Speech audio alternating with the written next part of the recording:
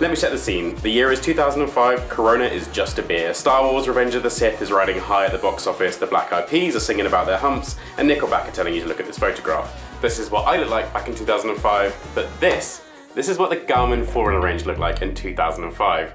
And while I may have aged horribly over the years, the Garmin Forerunner has kept improving. With the 305, the 310 XT, the 910 XT, the 920 XT, the 935, the 945, the 955, and now the 965.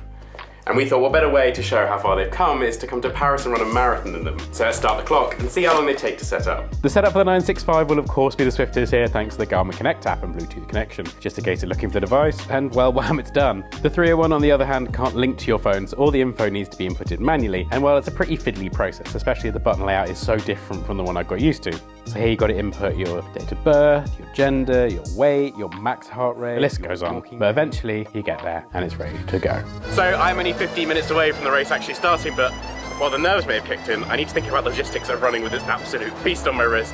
And it actually takes 15 minutes to get GPS. So compared to the Garmin Forerunner 965, which takes roughly 15 seconds, this is 15 minutes. So I need to start it, because at the moment, it doesn't have anything on it. It is not a 24/7 watch. It is a turn on, run, and turn off again.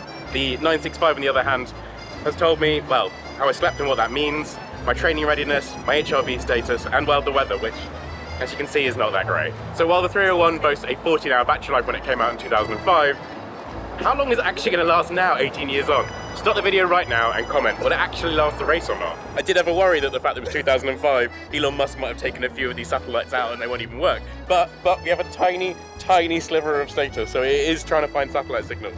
So I presumed that a status bar would be linear, that it would just fill up until it's ready to rock and roll, but this just keeps flitting up and down like all the time between being ready, almost ready, and then stopping. But we've not got long until I need to be in here and going all the way down there for 26.2 miles, and I have no idea if this is even going to be ready or not.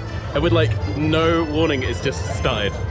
For some reason it has 2 seconds, I think it's 2 seconds already on the clock, but it is now ready to rock and roll. Let's get our heads down, start thinking about actually running a marathon.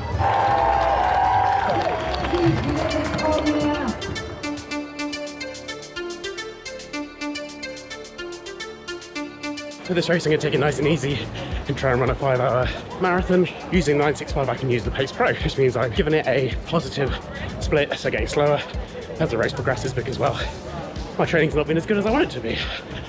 But what's interesting is on the 301 it does actually have pace alerts, but they are for fast walking, slow walking, and a custom mile. But what's cool is you can kind of see where the Pace Pro came from. But everything on this watch shows the origins of the features that we now rely on. And the watch is just pinged with my mile pace, whereas the 301 is still completely silent. Starting these two watches, the options of sports for the 301 is 3 choices: run, cycle, other. And the other images is a ski. So whereas the 965 has 8 options for running alone, which I will try and remember now.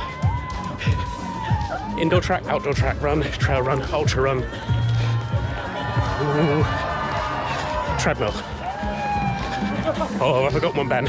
Add it to Ben. Put one up if I've forgotten it. We say, au revoir to the Louvre. And we go and find Notre Dame. So we've just flown through halfway, and unsurprisingly, the GPS on the 301 is not spot on. It's about 0.4 of a mile off at the moment. But considering, you know, this watch is old enough to buy itself a drink in the UK, I think it's still pretty impressive. There are clearly some massive differences between the 301 and now the 965. I could list them, but I think I might do this instead. Editor Ben, roll the credits. So this is all the things that the 965 can do compared to what the 301 can do.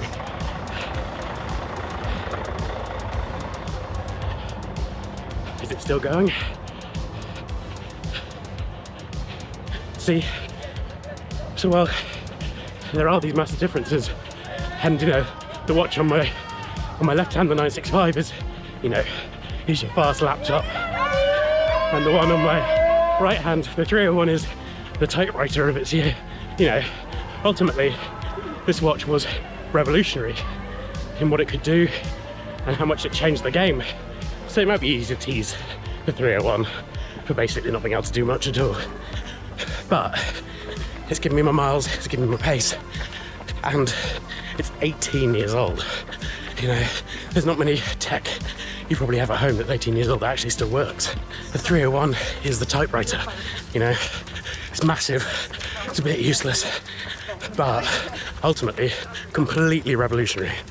You know, the start line of a race in 2005, you'd mainly see people with digital watches. They would click the stop clock, and that would be their counter, and they'd have to do the maths on how well they were doing, and data had to be worked out with a pencil and pen when they got home.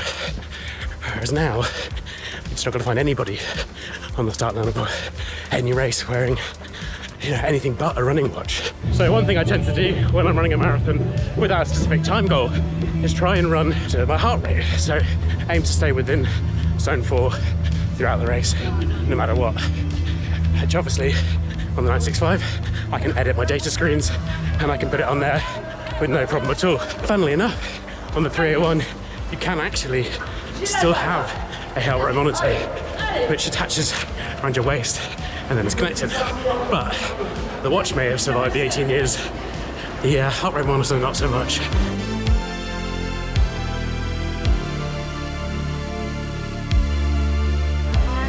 Still going, still going. 10k to go. The watches are now almost a mile apart, which again is hardly surprising. But what I gotta say is how much I am enjoying using the 965 with like a really bright AMOLED screen. It's just fantastic. Chef's kiss. So a couple of the features from the 965 that I'm not actually even making use of today. The two key ones are the mapping and the touchscreen, which both are, you know, a massive step up from Garmin's previous Forerunners. And yeah, the mapping is fantastic. Obviously, I don't need it on days like today where I'm just following a green line and the massive sea of people. So you're probably wondering why it went from me at mile 24 to, well, me here, but I saw someone on the route that needed some help, and, well, the TLC crew is all about helping other people when it comes to running, so I gave them a helping hand and walked them to the last half mile of the route. So there's no footage of me actually coming across the line, but I am finished, and luckily the 965 has all the data I need post-run, so I can see exactly how well I've done. And well, thanks to Pace Pro, I did it in 4 hours and 59 minutes. So I'd actually banked some time before I actually helped the lady, so I managed to finish exactly on the plan of sub 5 hours. The 301 doesn't really give you any information. You literally stop it and then turn it off and it's back to being a blank screen again. And if I want all the information from it, I'm gonna need my laptop and a cable, which is all the way, well, an ocean and then a bit of land away. So I'm gonna head to the Eurostar now, but I actually hid something in here. So Editor Ben has hidden a feature that doesn't quite make sense in the feature roll. If you can find it and name it in the comments down below, you can win some exclusive TLC merch. And since you're in the marathon mood, head to watch Sarah taking on the Osaka Marathon here. We'll see you on the next one.